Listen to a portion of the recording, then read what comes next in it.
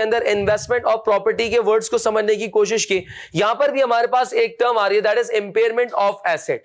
Let's try to understand कि what is impairment of assets. Impairment है क्या? Word impairment, sir impairment को अगर मैं समझाने की कोशिश करूं तो इंपेयरमेंट क्या है? Impairment is the sudden fall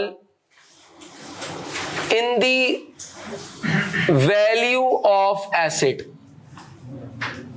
sudden fall in the value of asset. Impairment किसको कहते हैं? सडन फॉल, यानी कि impairment of asset. Impairment of asset का मतलब क्या है? Sudden fall in the value of asset, यानी कि आपके एसेट की वैल्यू में डिक्लाइन आ जाना। एक मिनट सर, एसेट की वैल्यू में डिक्लाइन आ जाना, decrease in the value of asset, reduction in the value of asset, ये तो क्या लग रहा है सर? क्या डेप्रिसिएशन और इंपेयरमेंट सही कहा ना से? Reduction in the value of asset क्या कहते हैं? नहीं नीचे हो जा, reduction in the value of asset क्या कहते हैं? इसको हम डेप्रिसिएशन। ऐसे ही reduction in the value of asset क्या कहते हैं? इसको हम डेप्रिसिएशन, है ना? डेप्रिसिएशन नहीं सर, डेप्रिसिएशन की डेफिनेशन तुम्हें पहले भी बताई थी। Depreciation it's not a reduction in the value. तो सर इस स्टैंडर्ड को स्टार्ट करने से पहले मैं सबसे पहले तुम्हारा एक मिसकॉन्सेप्शन आज आखिरी मर्तबा खत्म कर रहा हूं। अगली मर्तबा क्या तो तुझे खत्म कर दूंगा मैं। सर क्या है?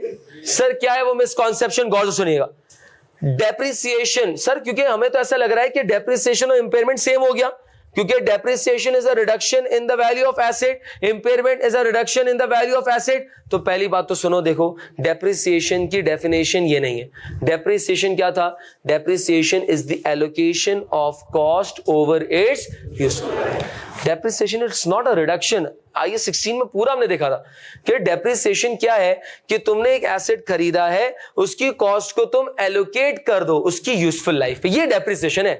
IAS 16 ने कभी ये नहीं कहा कि reduction in the value of asset is called depreciation. IAS 16 ने कहा है कि डेप्रिसिएशन एक सिस्टमैटिक एलोकेशन है, systematic allocation of cost over it's useful life. क्यों? इसलिए क्योंकि तुमने इस एसेट का बेनिफिट एक साल में अवेल नहीं किया, अगले 5 सालों में अवेल करोगे। So let's allocate, let's distribute, let's divide the cost of that asset over the period of 5 years। क्या ये बात समझ में आ रही है? तो स्टैंडर्ड स्टार्ट करने से देखो, ये बाद में नहीं आना चाहिए सवाल कि सर ये तो डेप्रिसिएशन में भी रिडक्शन होती है। डेप्रिसिएशन में रिडक्शन नहीं है, डेप्रिसिएशन में एलोकेशन है। क्या ये बात समझ में आ रही है? तो पहली बात, इंपेयरमेंट क्या है? Impairment is the sudden fall, sudden decline, sudden fall, sudden decline in the value of an asset. जब तुम्हारे एसेट की वैल्यू में सडन फॉल, सडन डिक्लाइन आ जाए तो उसको इंपेयरमेंट कहते हैं। क्या कहते हैं इसको? ये डेफिनेशन को मैंने यहां पर पार्क कर दिया। अब कुछ और बातें समझाने की कोशिश करता हूं। सर जब मैं एक एसेट की बात करता हूं, कोई भी एसेट है, मशीनरी है, फर्नीचर है, इक्विपमेंट है, कोई भी, अगर मेरे पास यहां पर एक फिक्स एसेट है, फॉर इंस्टेंस कि एक मशीन है या कोई भी एक एसेट है, उसकी कैरिंग अमाउंट आ रही है। क्या आ रही है? कैरिंग अमाउंट आ रही है। कैरिंग अमाउंट का दूसरा नाम क्या होता है? Book value. Very good. Carrying amount आ रही है 500,000। कितनी आ रही है? इसका मतलब पता है क्या कि कैरिंग अमाउंट कैसे कैलकुलेट की? मैं सामने cost minus accumulated depreciation, cost minus accumulated या अलाउंस फॉर डेप्रिसिएशन, ये कैरिंग अमाउंट आ गई। इसको बुक वैल्यू भी कहते हैं। इसका मतलब पता है क्या? अगर मैं इसकी थोड़ी सी डिटेल में जाऊं, सर कॉस्ट इतने का लिया था माइनस एक्यूमुलेटेड डेप्रिसिएशन, इतना हमने यूज कर लिया, इतना हमने यूज कर लिया। एक्यूमुलेटेड डेप्रिसिएशन का मतलब हमने इतना बेनिफिट अवेल कर लिया। ऐसे ही ना भाई, अगर एक एसेट है हर साल 1 लाख से डेप्रिशिएट हो रहा है, कितने से डेप्रिशिएट हो रहा है? सर जब 1 लाख से डेप्रिशिएट हो रहा है, इसका मतलब यह है कि हमने इसको 1 लाख से यूज कर लिया। ऐसे ही ना सर, कैरिंग अमाउंट का मतलब क्या है? कैरिंग अमाउंट का मतलब है कि हम इस एसेट को अब और मजीद 5 लाख का यूज करेंगे। सही कह रहा हूं मैं? देखो ये बहुत इंपॉर्टेंट है मेरे अल्फाज जो मैं कह रहा हूं। ये अगर तुम्हें कैरिंग अमाउंट समझ में आएगा तो आगे चीजें बढ़ेंगी। कैरिंग अमाउंट का मतलब है, इस शेयर में शायर फरमा रहे हैं, कैरिंग अमाउंट का मतलब है कि तुम इस एसेट को आने वाले सालों में 5 लाख का एसेट तुम और मजीद यूज करोगे।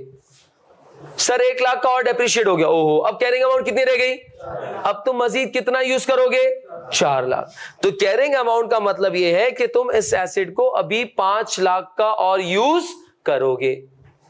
और आसान कर देता हूं, सर तुम इस एसेट से 5 लाख का और मजीद बेनिफिट अवेल करोगे। क्या अवेल करोगे?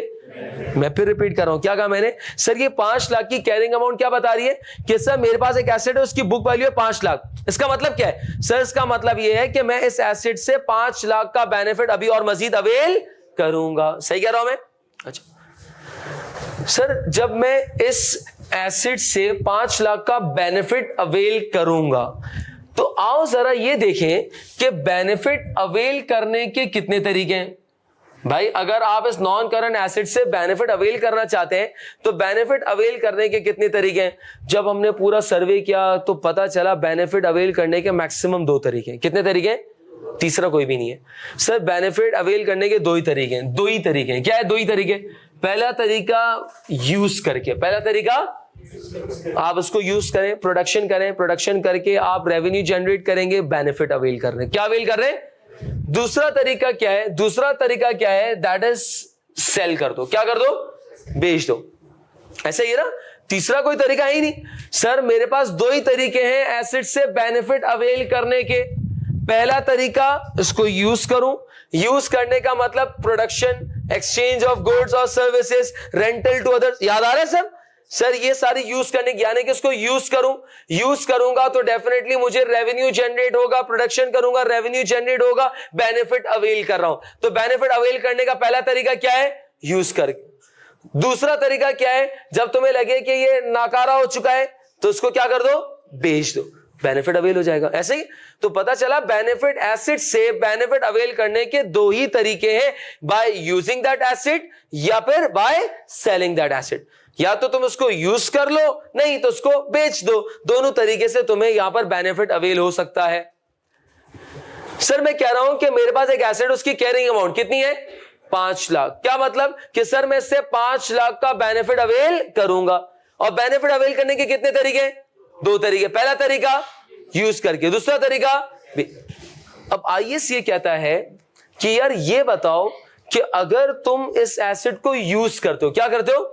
इसकी 5 साल लाइफ है, तुम इस एसेट को यूज करते हो, प्रोडक्शन करते हो, एक फोरकास्टेड ये बताओ कि तुम इसको 5 साल यूज करके कितना बेनिफिट अवेल कर लोगे।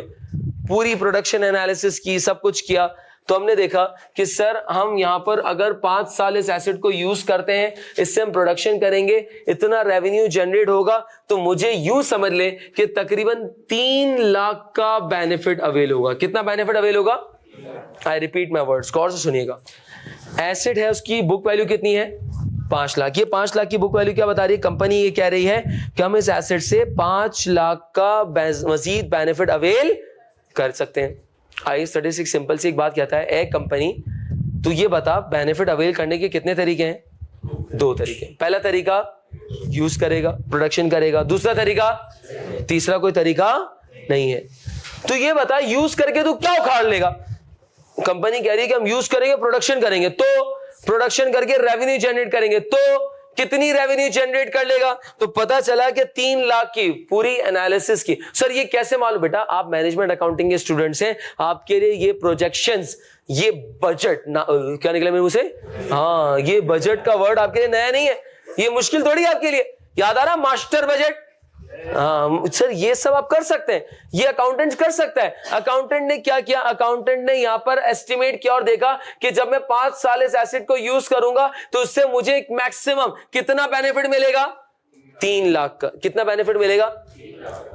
सर अगर मैं बेच दूं तो, हाँ आई स्टडी से कह रहा है चेक कर, अगर आज तू इस एसेट को बेच दे तो कितना बेनिफिट मिलेगा? बुलाया हमने, कबाड़ियों को बुलाया हमने, जब मालूम क्या तो कह रहा है कि सर ये एसेट हम 3.5 लाख से ज्यादा का नहीं लेंगे। कितने का नहीं लेंगे? अब सुनना, जरा गौर से सुनना, तुम क्या हो रही है यार? नहीं तो चुप हो जा भाई, मेरी बारी है, सुन। एक मिनट सुन। IAS 36 बोल रहा है, देख बेटा ये तेरे सामने पिक्चर है ना, अब तू देख क्या कह रहा है। सुन, तू ये कह रहा है कि इस एसेट को तो यूज करेगा और कैरिंग अमाउंट, बुक वैल्यू कितनी बता रहा है? 5 लाख। 5 लाख बुक वैल्यू है, तो कहना ये चाह रहा है कि तू इस एसेट से 5 लाख का बेनिफिट लेगा। कितने का बेनिफिट लेगा? मुझे बना रहा तू? अच्छा तू ये बता यूज करके कितना बेनिफिट ले लेगा? प्रोजेक्शन की सर 3 लाख का बेनिफिट ले लेंगे। Very good, impressive, very impressive. और अगर तू बेच दे तो कितना बेनिफिट? सर कबाड़ी अभी ऑन हैंड रेट लगाए, बोले 3.5 लाख में कैश अभी के अभी। वेरी गुड, लिख दिया। तू मैक्सिमम कितना बेनिफिट उठा लेगा इससे? ऐसे ही है, कितना बेनिफिट उठा लेगा? 3.5 लाख। ऐसे ही है, इसको मैं हाईलाइट कर दूं, तू मैक्सिमम कितना बेनिफिट उठा लेगा? तूने अपनी बैलेंस शीट में एसेट कितने पे रिकॉर्ड किया हुआ है?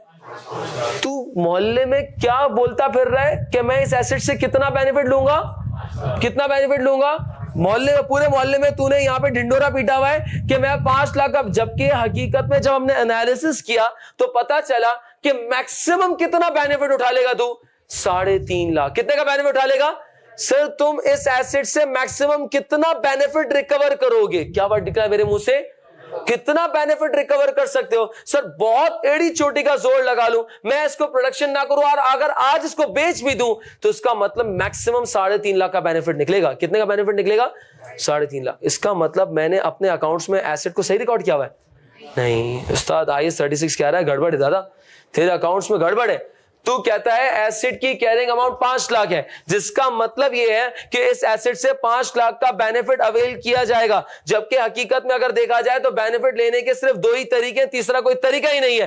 2 तरीके क्या है कि या तो यूज करके बेनिफिट ले लो या बेच के बेनिफिट ले लो। तूने दोनों तरीके से देख लिया कि यूज करके तुझे 3 लाख का बेनिफिट मिलेगा और अगर आज इस एसेट को बेच देता है तो 3.5 लाख का बेनिफिट मिलेगा। मैक्सिमम तू कितना बेनिफिट उठा सकता है? 3.5 लाख का। इसका मतलब यह है कि तूने बैलेंस शीट में एसेट को ज्यादा पे रिकॉर्ड किया हुआ है, कम पे रिकॉर्ड किया हुआ है? ज्यादा पे। ऐसा ही है, तुझे पता है कि मैक्सिमम तुझे कितना बेनिफिट रिकवर होगा? 3.5 लाख। मैक्सिमम कितना बेनिफिट रिकवर होगा? 3.5 लाख। सर इसका मतलब यह है कि तेरे इस एसेट की रिकवरेबल, क्या वर्ड निकला मेरे मुंह से? रिकवरेबल अमाउंट कितनी है? रिकवरेबल अमाउंट कितनी है? मैक्सिमम रिकवरेबल अमाउंट कितनी है? बोलना। 3.5 लाख। मैक्सिमम रिकवरेबल अमाउंट कितनी है? 3.5 लाख। इसका मतलब तूने एसेट्स ज्यादा पे रिकॉर्ड किए हुए, कम पे रिकॉर्ड किए हुए? कितने ज्यादा पे रिकॉर्ड किए हुए? 1.5 लाख से तूने ज्यादा पे रिकॉर्ड किए हुए हैं। सर ये जो तूने 1.5 लाख से ज्यादा पे रिकॉर्ड किए हुए हैं, इस एसेट की वैल्यू को 1.5 लाख से कम कर। इंसान का बचापन 1.5 लाख से कम कर। Assets are overstated. एसेट्स को क्या किया हुआ है? कितने से ओवरस्टेट किया हुआ है? 1.5 लाख से तूने ओवरस्टेट किया हुआ है, इस वैल्यू को कम कर। सर ये 1.5 लाख रुपए क्या है? ये कहलाता है इंपेयरमेंट लॉस। क्या कहलाता है ये? अब सुनना जरा, IAS 36 की जबान बोलने जा रहा हूं। An asset is said to be impaired. IAS 36 कह रहा है an asset is said to be impaired. हो गया तुम्हारा एसेट इंपेयर, हो गया तुम्हारा एसेट इंपेयर। कब कब कब? If carrying amount is greater than recoverable amount. If carrying amount is greater than, ये IAS की वर्डिंग है और एक नहीं कई मर्तबा इस स्टेटमेंट से MCQs बन गया है, theoretical MCQ। I repeat my words, an asset is said to be impaired. Sir ये इंपेयरमेंट कब होगी? An asset is said to be impaired. Sir ये इंपेयरमेंट कब होगी? If the carrying amount of the asset is greater than recoverable amount.